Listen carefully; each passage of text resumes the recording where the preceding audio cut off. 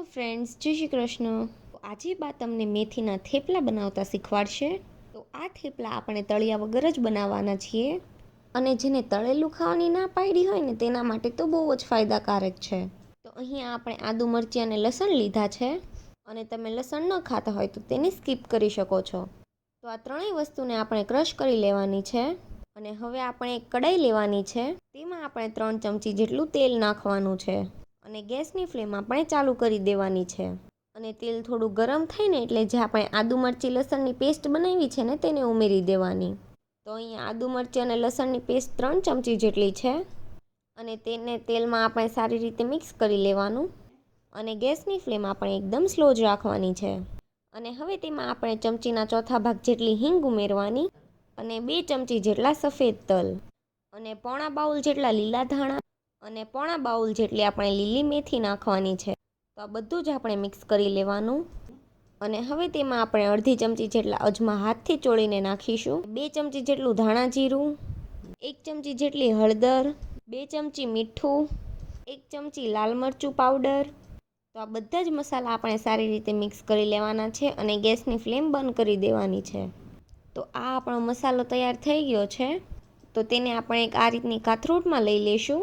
તો આ કડાઈ ગરમ હોય ને એટલે આપણે બીજામાં ટ્રાન્સફર કરીએ છીએ અને હવે તેમાં આપણે 1 બાઉલ ખમણેલી દૂધી નાખવાની છે અને 2 ચમચી દહીં નાખવાનું છે અને 2 ચમચી આપણે દૂધની મલાઈ અને બધા જ મસાલા આપણે મિક્સ કરી લેવાના છે. તો તમે આ રીતે થેપલા બનાવશો ને તો વણતી વખતે તમારો મસાલો બિલકુલ છૂટો નહીં પડે. તો લોટ આ રીતે જ બાંધવો. તો બધું જ સરસ મિક્સ થઈ ગયું છે. તો હવે તેમાં આપણે 3 બાઉલ જેટલો ઘઉંનો રોટલીનો લોટ નાખીશું અને અડધો બાઉલ જેટલો આપણે ચણાનો લોટ નાખવાનો છે.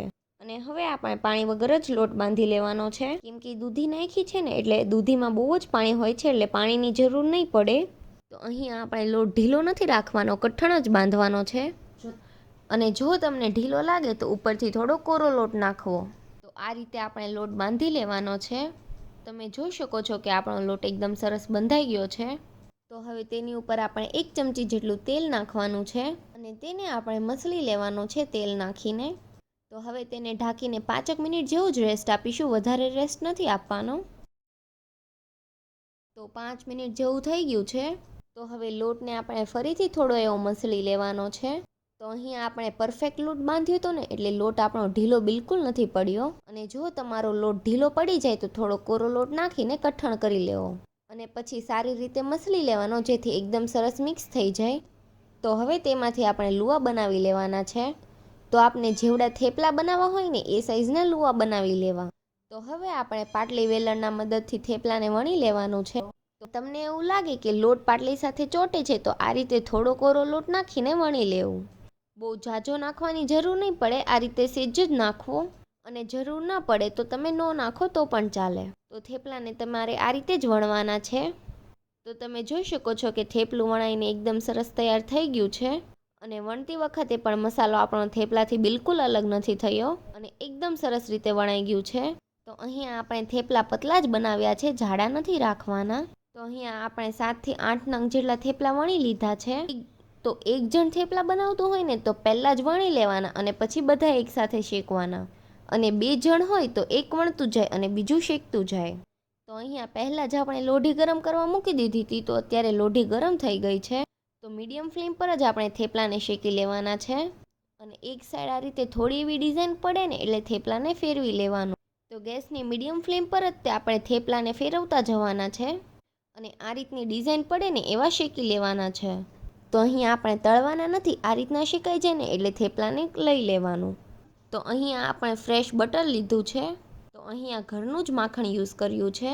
તો તેને આપણે થેપલા પર આ રીતે લગાવી લેવાનું છે અને બીજા થેપલા પણ આપણે આ રીતે જ શેકી લેવાના છે.